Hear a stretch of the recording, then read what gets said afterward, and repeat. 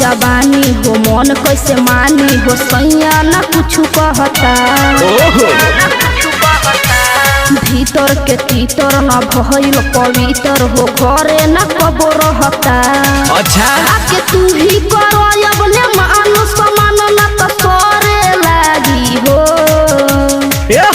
चोलिया के साइज जब तोर बढ़े लगी हो रानी वही दिन से सैया तोहर चढ़े लगी हो रानी।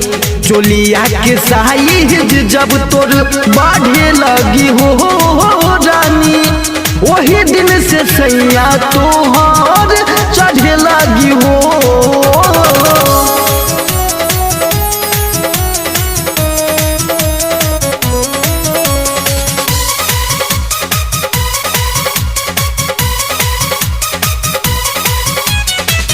लागे ससुरा में सोया है नारी बाहो खेले लायक न पापा खिलाड़ी बाहो।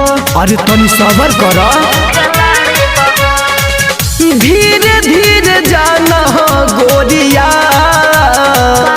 ऐसे नहीं फाना गोरिया।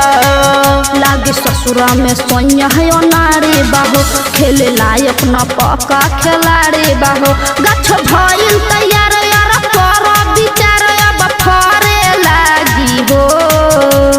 अच्छा चोलिया के साइज जब तोर बढ़े लगी हो रानी वही दिन से सैया तोहर चढ़े लगी हो रानी। चोलिया के साइज जब तोर बढ़े लगी हो रानी वही दिन से सैया तोहर चढ़े लगी हो।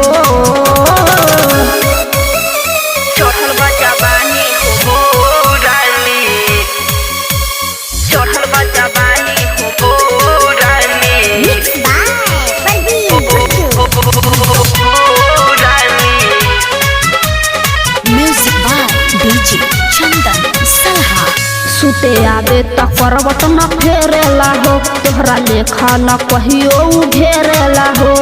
ऐसन बात बता हाँ हो प्रेम दिलदार होई हो हर न भतार होई हो। सुते आवे त करवट भी फेरेला हो तोहरा लेखा उ कहियो न घेरेला हो। भानु करे ले बात जब करे उ सफाया बगड़े लागी हो। चोलिया के साइज जब तोर बढ़े लगी हो रानी वही दिन से सैया तोहर चढ़े लगी हो रानी।